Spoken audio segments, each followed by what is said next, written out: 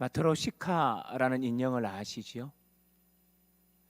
저는 그 처음 마트로시카 인형을 봤을 때 첫 번째 느낌은 생경함이었었습니다. 야, 이런 게 있구나. 너무 신기해서 깜짝 놀랐습니다. 그리고 나서 그 인형에 대해서 설명해 주시는 선교사님의 얘기를 들으면서 야, 이런 의미가 있을 수 있구나 싶었던 인형 말입니다. 마트로시카. 러시아에 가면 누구나 한 번쯤 만나고 그것을 사오는 것, 그게 바로 마트로시카죠. 인형이 하나 있는데 그 인형을 열어보면 그 안에 또 인형 하나가, 그 안에서 나온 인형을 또 열어보면 그 속에 또 다른 인형 하나가, 그래서 어떤 것은 12개까지 들어있어서 깜짝 놀라기도 하는 마트로시카 말입니다. 그때 선교사님은 저에게 그 얘기를 하면서 이런 얘기를 해주셨습니다. 누구나 아는 얘기지만 사람 속에 또 사람이 있고요, 내 속에 또 내가 있답니다. 그래서 어떨 때는 내가 누구인지 모를 때가 많죠. 이게 인간의 본성일지도 모르겠습니다. 그 말을 듣고 한참이나 생각한 적이 있었습니다. 하나님과 나라는 제목으로 시편 139편을 보려 했을 때 바로 그 마트로시카가 생각날 수밖에 없었습니다. 자신을 안다라는 것은요, 사실은 쉽지 않다라는 생각을 해보게 됩니다. 시인과 촌장이라는 하덕규 시를 잘 아실 겁니다. 정말로 예수 그리스도를 나름대로 깊이 치열하게 묵상하고, 그래서 자신의 신앙을 고백적으로 노래를 만들어서 저게 가요인지 복음성가인지 헷갈릴 정도로, 그래서 교회 다니는 사람들은 그 안에 복음성가적 개념이 있다는 것을 알게끔 만들었던 시인과 촌장의 유명한 노래를 아실 겁니다. 가시나무. 그 가운데 우리 많은 사람들이 부르고 또 교회 안에서도 많은 성악가들이 부르기도 했던 노래 중에 하나죠. 내 속에 내가 너무도 많아 당신이 쉴 곳 없네. 하덕규 씨는 이 노래를 지으면서 주님과 자신의 의미들을 생각했다라는 겁니다. 그러면서 그는 이 노래를 통해서 주님과 우리 사이에 두 가지의 이중적인 의미를 드러내고 싶었다는 겁니다. 첫 번째는 뭐냐면 자신은 너무 초라하다는 겁니다. 자신은 죄가 너무 많다는 겁니다. 자신은 너무 연약하다는 겁니다. 이것이 그 노래의 골자라는 겁니다. 그러면서 그는 그 노래를 하면서 한 가지를 더 드러내기를 원했다는 겁니다. 그게 뭐냐 하면 내가 나를 너무 모른다라는 겁니다. 그래서 내 속에 내가 너무 많아서 나를 어떻게 이해할지, 내가 도대체 어떤 존재인지, 어떨 때는 하늘의 천상의 천사처럼 굴다가도 어떨 때는 작은 일 하나만으로 마음이 돌아서는 나, 어떨 때는 바다처럼 한량 없이 넓다가도 어떨 때는 바늘 구멍보다도 더 작아지는 나, 나는 도대체 누굴까? 나는 왜 이렇게 연약할까? 그것을 고스란하게 담았던 것이 가시나무였고, 그래서 그런 내 마음속에 우리 주님이 거하실 수 있을까? 거룩하신 하나님이 나를 만나실 수 있을까에 대한 치열한 자기적 반성적 노래가 그 노래였다라고도 얘기를 합니다. 사랑하는 성도 여러분, 우리는 우리 자신을 어떻게 알 수 있을까요? 나는 누굴까? 우리 속 깊이 우리는 어떻게 우리 자신을 알 수 있을까요? 우리 자신을 언제 한번 깊이 살펴볼 수 있을까요? 보통 사람들이 자기 자신을 깊이 알 수 있는 방식은 두 가지라고 얘기하죠. 자기를 언제 깊이 바라볼 수 있을까요? 첫 번째는 이거라고 얘기합니다. 자신이 한계에 부딪혔을 때, 너무 큰 어려움을 당했는데 내가 이것을 극복할 힘이 없을 때, 나의 무기력을 너무나 처절하게 경험했을 때, 난 누굴까? 내 인생은 뭘까? 사람들은 그때서 자기 자신을 깊이 반추한다라는 겁니다. 사람은 또 자신을 깊이 반추하는 두 번째 이유가 있다면 언젠가 하나님을 만날 때라는 겁니다. 하나님이 나 자신에 대해서, 우리 자신에 대해서 하나님의 말씀으로 성령의 조명으로 우리를 비춰주실 때, 그때서 내가 누구인지를 알게 되고 깊이 알게 되는 역사가 드러난다라는 얘기입니다. 제가 이 앞부분에 이렇게 말씀을 드린 이유가 있습니다. 바로 시편 139편이 내가 누구인지, 또 나를 만나시는 하나님으로 인하여서 내가 얼마나 귀한 존재인지를 깨닫게 해주는 좋은 시편이기 때문에 그렇습니다. 그래서 저는 여러분과 함께 오늘부터 시작해서 토요일까지 시편 139편만 중심으로 해서 이 본문을 통해서 나는 누구인지, 하나님은 어떤 분이신지, 하나님과 나와의 관계는 어떠한 것인지를 살펴봄으로 말미암아 이번 한 해 동안에도 하나님과 나와의 관계를 한 번 더 생각해보는 그런 새벽 시간이 되었으면 좋겠다 싶은 생각이 있습니다. 여러분, 오늘은 우리가 좀 욕심을 부려서 시편 139편을 전체적으로 다 읽었죠. 읽다 보면 금방 우리 눈에 들어오는 게 있습니다. 이 시편은 구조가 명확하게 나뉘어지는 것은 누구라도 한번 읽으면 알 수 있게 되죠. 1절로부터 6절 속에서 우리는 알게 되는 게 있습니다. 나를 알고 계신 하나님에 대해서 말씀하고 있죠. 그리고 7절로부터 12절 속에서는 나와 함께 계시는 하나님이라는 것을 알게 되고요. 그리고 13절로부터 18절 속에서는 나를 지으신 하나님, 그러니 나를 지으신 하나님이 나를 섭리하시고 통치하시는 하나님이라는 것을 말해주고 있습니다. 나를 아세요? 나와 함께 계세요? 그리고 나를 지으시고 나를 통치하시는 하나님이라고 얘기를 합니다. 그리고 갑자기 시편은 분위기가 바뀌어서 19절로부터 마지막 9절까지 자신의 고통을 하나님께 아뢰는 고통의 기도의 모습이 나타나고 있는 것을 우리는 보게 됩니다. 그런데 여러분은 어떠세요? 이 시편 139편을 읽다 보면 첫 번째 연, 두 번째 연, 세 번째 연까지만 나왔다면 이 시편은 얼마나 아름다웠을까요?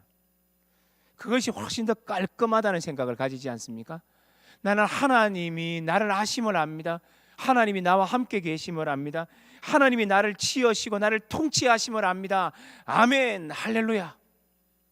그리고 끝이 나면 얼마나 좋겠습니까만, 그런데 갑자기 그렇게 아름다웠던 시편은 마지막 네 번째 연으로 와서 자신의 고통을 처절하게 드러내고 있는 것으로 끝이 난다는 겁니다. 왜 3년으로 끝나지 않았을까?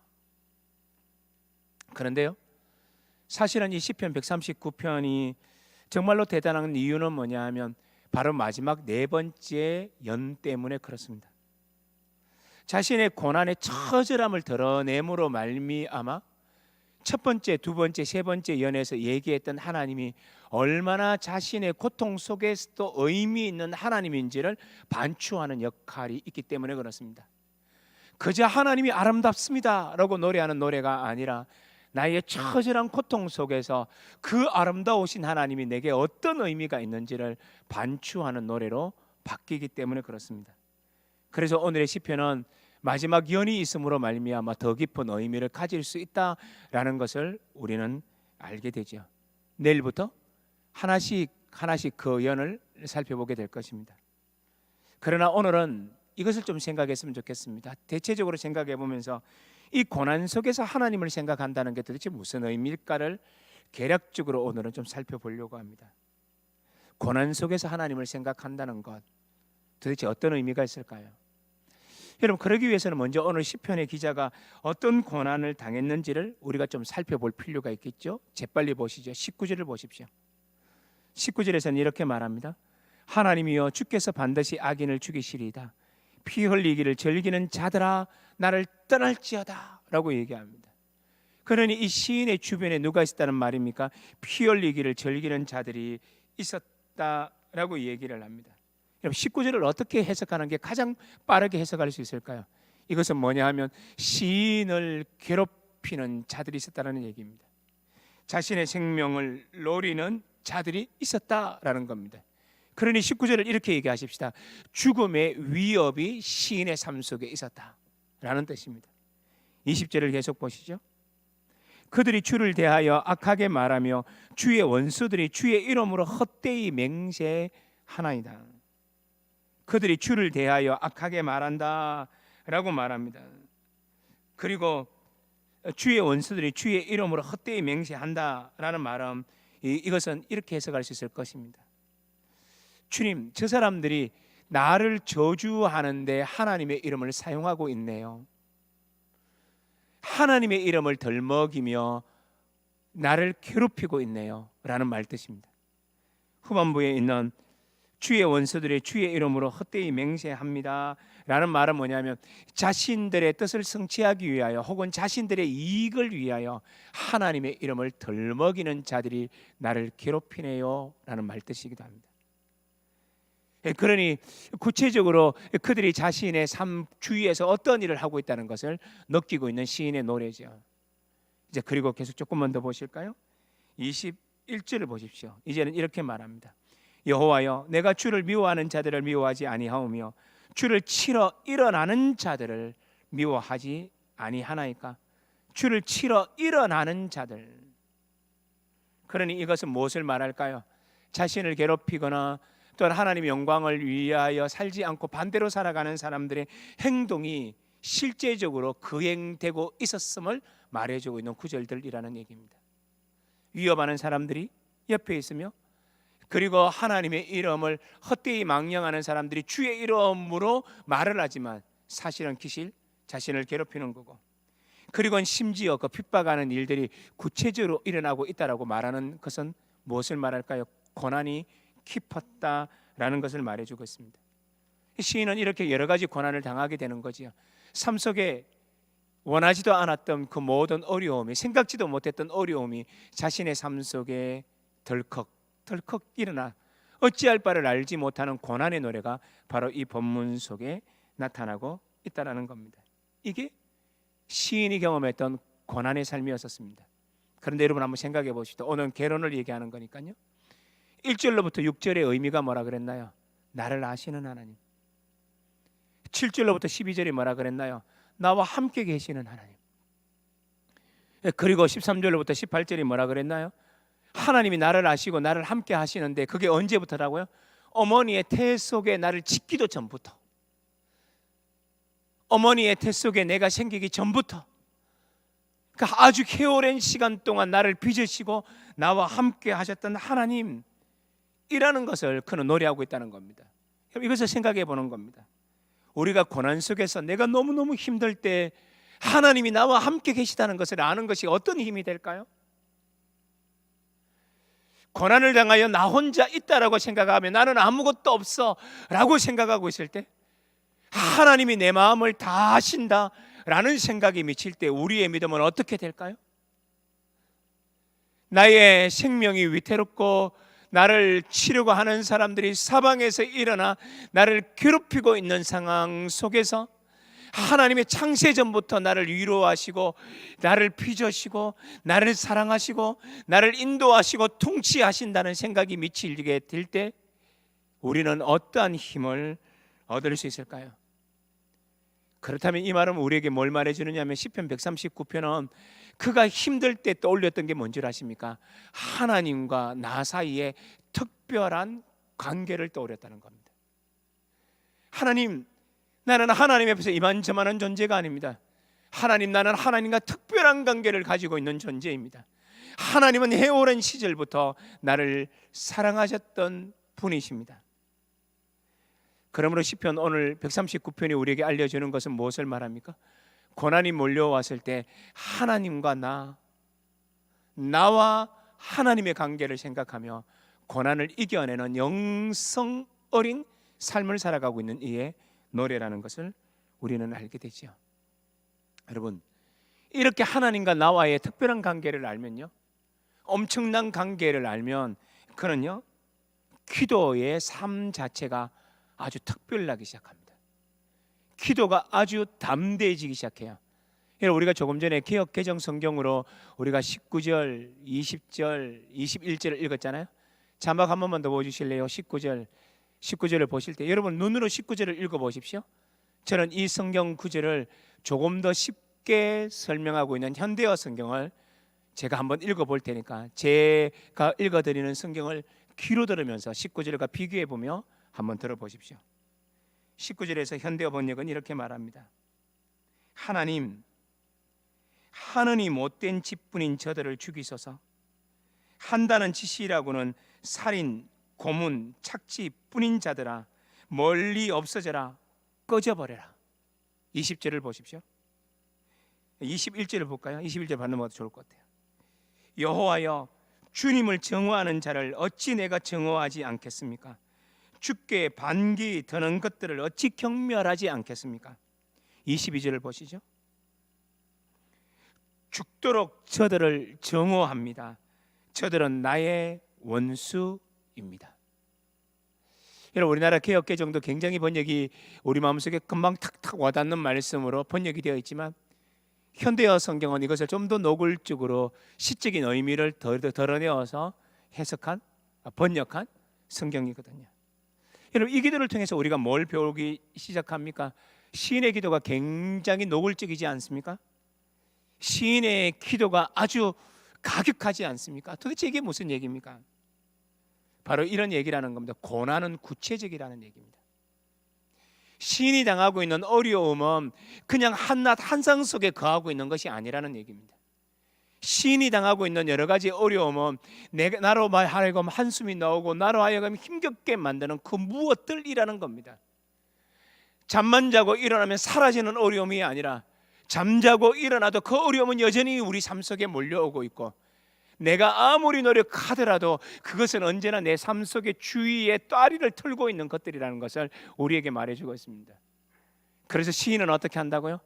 하나님이 구체적이고 하나님과 내가 그 친밀한 관계에 의지해서 하나님의 살아계심이 진정 사실이라면 그 하나님에 의지하여서 나의 구체적인 문제도 하나님께 아뢰는 것으로 달려가고 있는 삶, 그게 누구입니까? 시편 139편이 보여주고 있는 시인의 삶이라는 겁니다. 그러니 오늘 시편 139편에서 보여주고 있는 시인의 삶의 특징 하나를 발견하게 됩니다. 그게 뭐죠? 내 삶의 어려움의 구체적인 것들을 하나님께 아뢰므로 말미암아 극복해내는 사람. 왜요? 하나님이 나와 함께 계시니까. 왜요? 하나님이 나의 모든 것을 알고 계시니까. 왜요? 하나님이 창세전부터 나와 함께 늘 동행하시며 나를 빚어주시는 좋으신 분이시니까. 그래서 그의 기도는 힘이 있고, 그래서 그의 기도는 구체적이며, 그의 기도는 하나님 앞에 못할 말 없을 정도로 자기의 속마음을 드러내는 기도의 삶을 살아가는 이 시인의 영성은 어디에서 출발합니까? 하나님과 나와의 특별한 관계를 아는 것에서 출발되어진다는 겁니다. 그래서 오늘은 이렇게 맺을까요? 내일부터 하나님과의 시인의 특별한 관계를 우리는 살펴보겠지만 오늘은 이렇게 맺는 것도 좋을 것 같아요. 우리는 하나님을 어떻게 알고 계신가요? 히브리서 11장에 있는 말씀을 기억함으로 우리는 말씀을 맺는 것도 좋을 것 같아요. 히브리서 11장 6절의 말씀을 아시죠? 믿음이 없이는 하나님을 기쁘시게 할 수 없나니 하나님께 나아가는 자들은 첫 번째 뭐죠? 하나님이 계신 것과 두 번째요, 자기를 찾는 자들에게 상 주시는 분임을 믿는 것이 믿음이라고 얘기를 합니다. 하나님과 나와의 특별한 관계를 알기에 우리는 구체적인 어려움을 하나님께 아뢰릴 수 있습니다. 혹시 올 한 해를 시작하면서 여전히 새로운 한 해가 우리에게 왔음에도 불구하고 여러분의 개인적인 삶 속에 어려움이 여전히 존재하고 계십니까? 힘겨운 일들이 우리로 하여금 지치게 만드십니까? 이 부분들을 우리는 어떻게 한다고요? 하나님과의 나와의 특별한 관계 속에서 하나님, 이러한 어려움이 내게 있사오니 하나님이 역사하여 주십시오. 특별히 관계가 깊으신 나의 하나님 속에 내가 이 기도를 드리오니 하나님을 찾는 자들에게 상 주시는 하나님, 내 삶 속에 올해도 역사하여 주십시오. 그렇게 기도함으로 말미암아 하나님 안에서 언제나 위로받고 언제나 고난을 이겨내는 우리 모든 멋진 성도님들 다 되시기를 우리 주 예수 그리스도의 이름으로 여러분 모두를 축복합니다. 아멘. 기도합니다. 시인의 삶이 어려웠습니다. 참 많이 고민스러울 정도로, 잠을 이루지 못할 정도로 그는 어려웠습니다. 그러나 그는 그 어려움 속에서 그저 묵묵히 그 어려움 속에 지고 있지만은 않았습니다. 하나님과의 특별한 관계를 생각하며 하나님의 이름을 부르며 그런 구체적으로 자신의 어려움을 담대히 하나님께 아뢰기 시작합니다. 하나님은 나와 함께 계시는 하나님, 나를 속속들이 알고 계신 하나님, 어머니의 태중에 있기 전부터 나를 빚어 오셨던 하나님, 그래서 오늘도 나를 다스리시는 하나님, 이 하나님을 그저 글로만 알고 있는 하나님이 아니라 내 삶 속의 고난만큼이나 더 구체적인 하나님으로 알아 하나님과의 나와의 특별한 관계를 기억함으로 말미암아 어려움 속에서 주께 기도함으로 영성 어린 삶으로 이겨나갔던 시인의 노래를 우리가 오늘 보게 되었습니다. 하나님, 새로운 한 해가 우리에게 밝아졌지만 여전히 어려운 삶이 우리의 삶을 괴롭힐지 모르겠습니다. 우리의 여건과 우리의 환경과 우리의 모든 것들이 여전히 어려울지 모르겠지만 바로 이때 하나님과 나와의 깊은 관계를 생각하며 승리해 나갔던 이 시편 기자의 영성이 이번 주 새벽 기도회를 통하여 하나님께 기도하고 하나님의 말씀을 마음속에 아로새김으로 말미암아 하나님과 나 그 긴밀한 관계 속에서 우리도 승리하며 나가는 우리 모두가 되게 역사하여 주옵소서. 하나님, 이 새벽에 우리가 깨어 기도하겠사오니 우리의 간절한 기도 제목을 주께 아뢰겠사오니 주여, 우리의 마음을 쑥쑥들이 아시는 주께서 우리의 기도를 들으시고 새롭게 하여 주시고 응답하여 주셔서 우리의 삶이 모든 고난에서 이겨내게 역사하여 주옵소서. 이번 한 주 내내 하나님의 이름을 부를 때, 하나님과 나와의 사이 속에 간절하게 주님을 부르짖을 때, 하나님, 우리 각자의 모둠을 이기는 놀라운 역사가, 우리의 삶들 속에 주님을 더 깊이 알아가는 역사가, 하나님, 이번 한 해에 얻게 되는 모든 은혜가 이번 새벽 기도회에 충만히 넘치는 그런 기회가 우리 모두에게 넘치게 역사하여 주옵소서. 새벽에 일어날 수 있는 건강도 허락하여 주시고 새벽에 일어나 기도할 수 있는 끈기도 허락하여 주셔서 주님과 더불어 행진해 나가는 우리 모두, 그리하여 이 연초에 하나님께 은혜를 누리는 우리 모두가 되게 역사하여 주시옵소서. 예수 그리스도의 놀라우신 은혜와 하나님 아버지의 무한하신 사랑과 성령님 우리 기도 꼭 들어 응답하시는 놀라우신 교통하심이 하나님과의 나 깊은 관계를 생각하며 그 깊은 관계 속에 기도하기를 소망하며 하나님을 이번 한 주 내내 더 깊이 알아가기를 원할 뿐만 아니라 이번 한 해에도 하나님 손잡고 걸어가기를 원하는 우리 모든 성도님들의 삶 속에, 가정 속에, 식구들 한 사람 한 사람 속에, 하는 일들 속에, 무엇보다 간절한 기도의 제목들 하나하나 위에, 우리 대구 제1교회의 미래 위에, 이 땅에 고통당하는 모든 이들 위에 영원히 함께 계시기를 간절히 축원하옵나이다. 아멘.